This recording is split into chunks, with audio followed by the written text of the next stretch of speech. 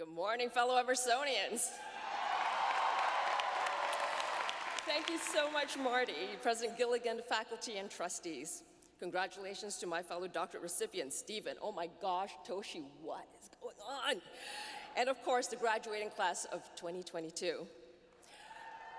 I'd especially like to thank the mothers and mother figures for sharing your day with us.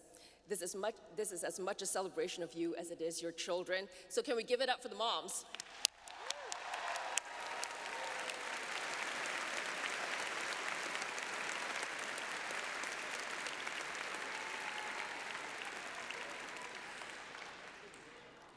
When I was asked to deliver this year's commencement address, I was humbled and honored and beyond elated for 2 minutes before the blind panic set in. I knew I'd be following the footsteps of Jay Leno, Dennis Leary, Soledad O'Brien, giants in media, names that your family actually knows, winners of Emmys and Peabodys, and me. I used to write for Digimon, Digital Monsters.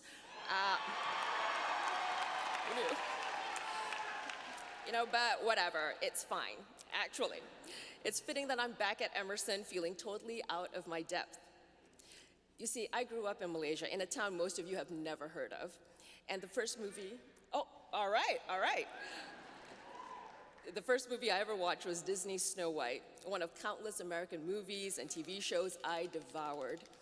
I was mesmerized, thinking that America must be the place that tells the greatest stories. And as I got older, the more convinced I became that this was what I had to do. And Emerson College in Boston, Massachusetts, USA was where I was going to learn to do it. But the second I arrived in Boston as a foreign student, I realized exactly how unprepared I was. You see, Malaysia's a tropical country where you can get the best street food at 3 a.m. in the morning. So it was a teensy shock to the experience, to have my first New England winter. Every morning, booking it across the common with the freezing wind whipping across the Charles River, late for class as usual, falling on my butt because ice. And the only meal I could get at 3 a.m. was this exotic food I'd never heard of called a frozen burrito at the Quickie Mart, a burrito that my roommate warned me would taste like beef-flavored ass. She was not wrong. But happily, these cold and tasteless years at Emerson were offset by key experiences that would change my life. I had amazing professors like Pete Shivani and John Coffey who reshaped the way I thought about life. But more importantly, you guys, I met this really cute boy who lived upstairs. I directed my first TV student project, a PSA about sexually transmitted diseases, which I made the cute boy star in. I was like, act like you have syphilis and are super bummed about it. I even got nominated for an Evie. I did not win. I lost to a very deserving young man who I won't name, but look who's giving the commencement speech now, Terry Metalis.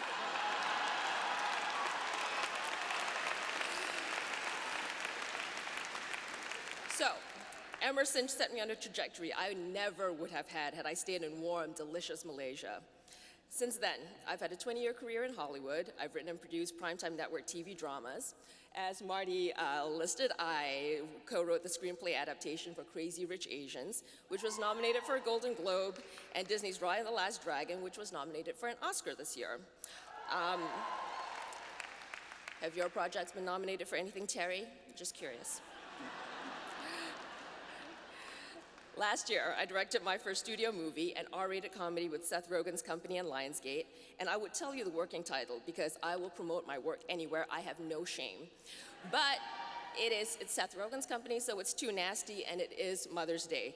So seriously, do not take your moms or dads or kids.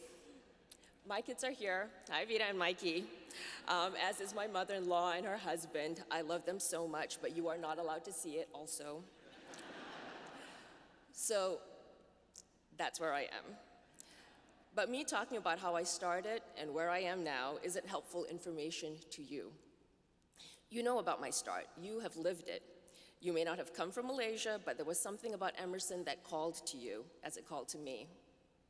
You are all here because you have ideas you want to communicate, stories you want to tell, whether it's in TV, film, journalism, marketing, or on one of these 1,000 streaming platforms right now.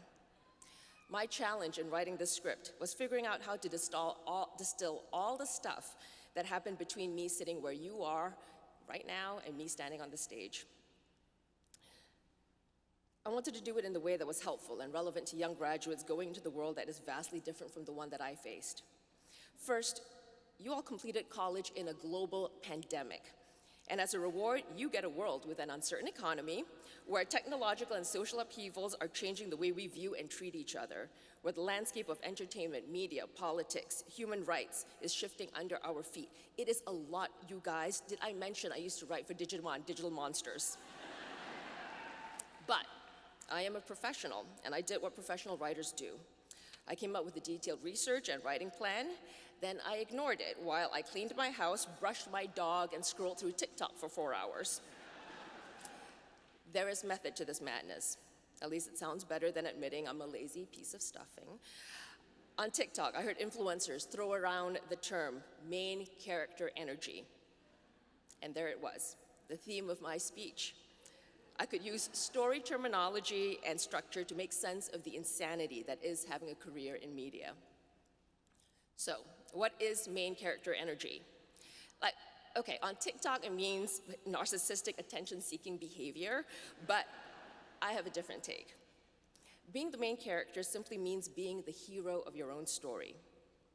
In narrative storytelling, the main character is the one whose journey you are most invested in, who has agency, makes choices, affects changes within and without.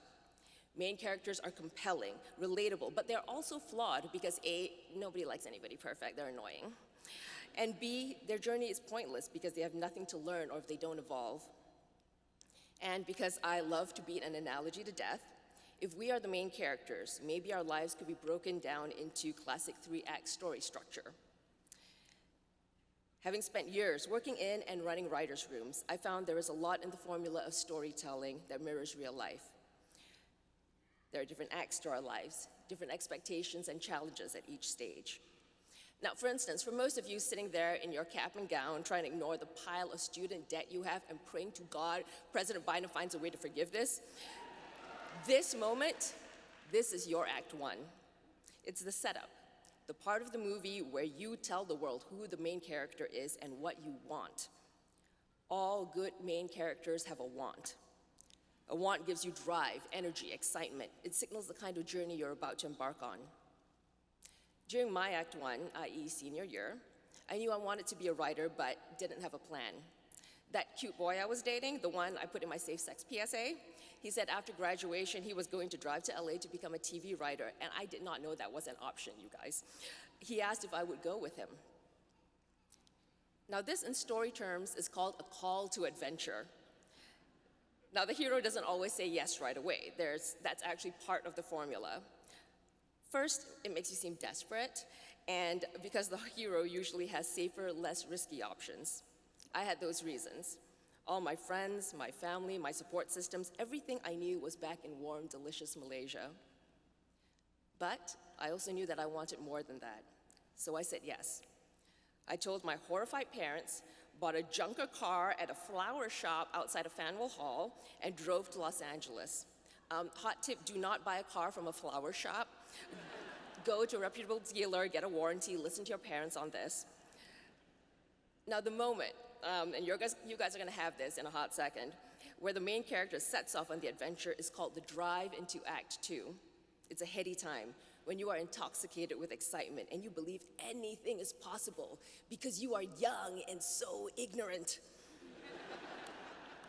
It is after 3 to 4 weeks after you arrive in New York or LA or back in the basement of your parents' house going on your 47th Zoom interview that reality sets in. When I arrived in LA, I was up to my eyeballs in reality. We lived in Van Nuys, not a part of LA you see on Selling Sunset. I think at the time it was the porn capital of the world.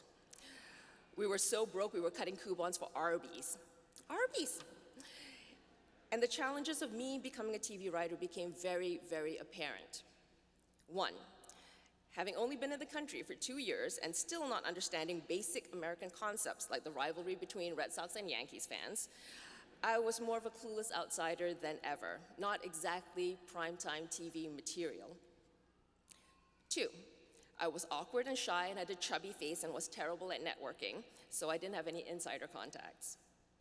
Now, you may not be a broke immigrant, but at some point you will have your version of eating at Arby's, wondering why you made your parents pay for 4 years of private school tuition so you could make minimum wage picking up macchiatos as a PA. But, before you throw in the towel, consider this. All main characters start at a disadvantage. They are hobbled or orphaned, or their home or truck or planet has gotten blown up by a warlord or a dispassionate intergalactic being. Compared to that, eating at Arby's, not so bad. That's a key quality of main characters, resilience. They are never trapped in victimhood and believe me, the world will give you plenty of reasons to feel like a victim. Doors of opportunity might seem elusive. You will be told you don't know the right people, that you don't have the right experience, or that they're only hiring BIPOCs right now. For the boomers and slightly slow Gen Xers in the audience, that means Black, Indigenous, or people of color. Some employers actually say this out loud. Or, on the other hand, they might think you're too BIPOC and don't get it. They say this part is secret. Learn to expect this. Expect that things will not always be fair and resist the late-stage capitalism Squid Game systems that we live in that pit us against one another. Because ultimately, the main character's biggest struggle is never against the competition. It isn't against other genders or races or self-righteous vegans. It is a struggle to put something of yourself out there, despite the world and all the voices saying that you can't, or you shouldn't, or that it's not going to make a difference. Now, my struggle was that I was an outsider, so I did everything to prove that I belonged. I wrote and rewrote my writing samples and inflicted them on every working writer I knew until they gave me notes. And then I rewrote some more so that at least on the page, I sounded like every Ivy League showrunner that I interviewed with. You have to understand it was a different time then, before being an Asian female immigrant was cool. Eventually it worked and I landed my first staff writing job. You will have your own barriers to overcome and you will have your own plan.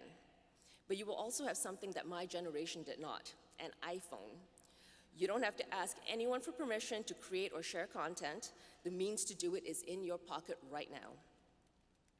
And if your plan or plans still don't work out, I want you to take comfort in another story rule. Look for A to find B. We all know this rule from police and medical shows. The detective follows one clue only to have it fizzle out, but in the process, she discovers something else that puts her on an entirely different and better path. After working my way up on the ranks on TV writing staffs, running writers' rooms, and running somebody else's show, I worked towards running my own show. I thought that was all I wanted. I sold a few pilot scripts that didn't go anywhere, but there was one script that I was sure would go the distance. I partnered with an up-and-coming director, and the studio told me it was a sure thing. Tip, when someone says your project is a sure thing, that's a guarantee it is dead in the water. Just compost that script, those dreams, and just move on. I was not going to be running my own show. But a few months later, that director, who liked working with me, called and asked if I would do a rewrite on a movie that he'd just been hired to direct. The director was John Chu, and the movie was Crazy Rich Asians.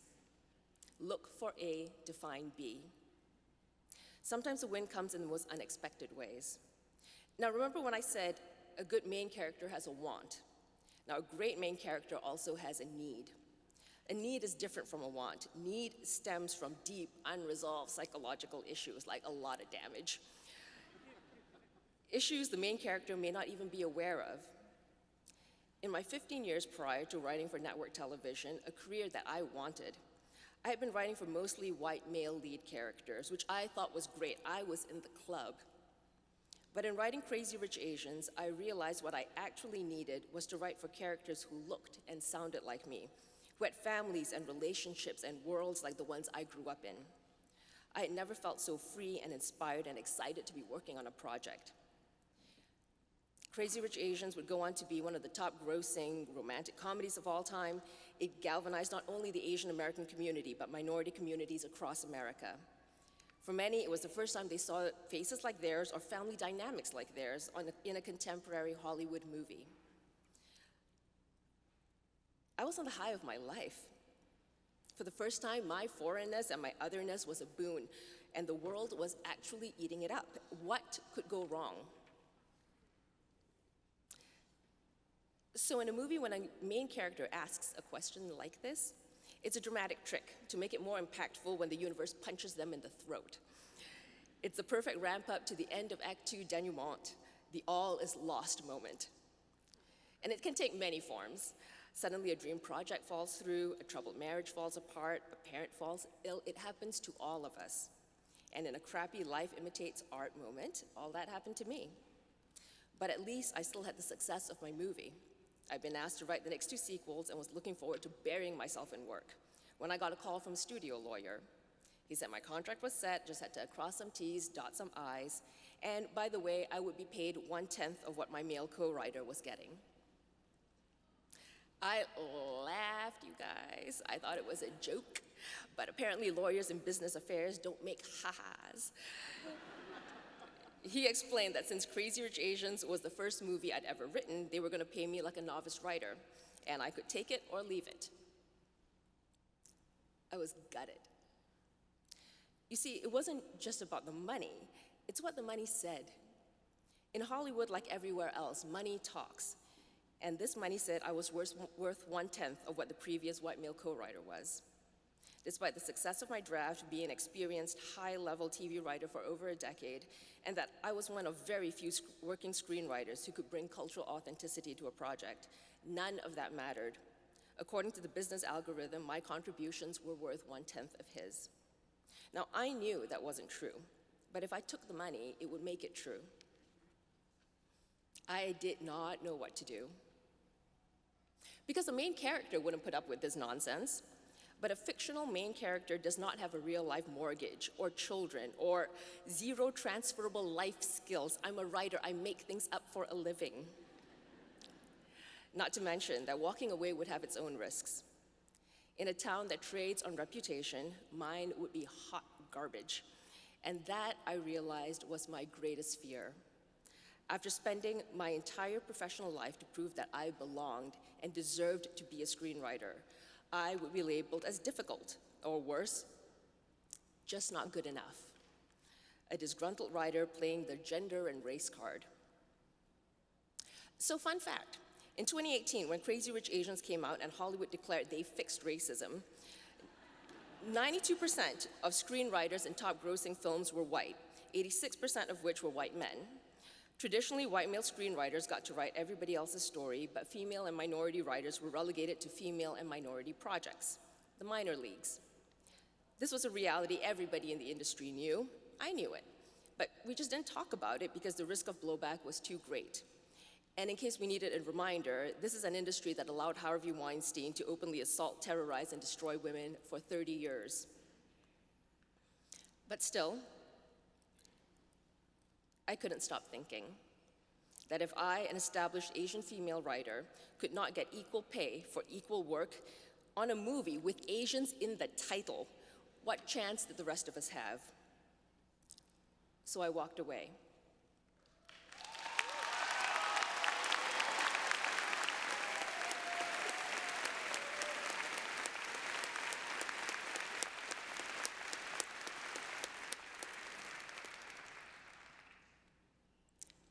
Act 3, facing your fears, fallout, and resolution.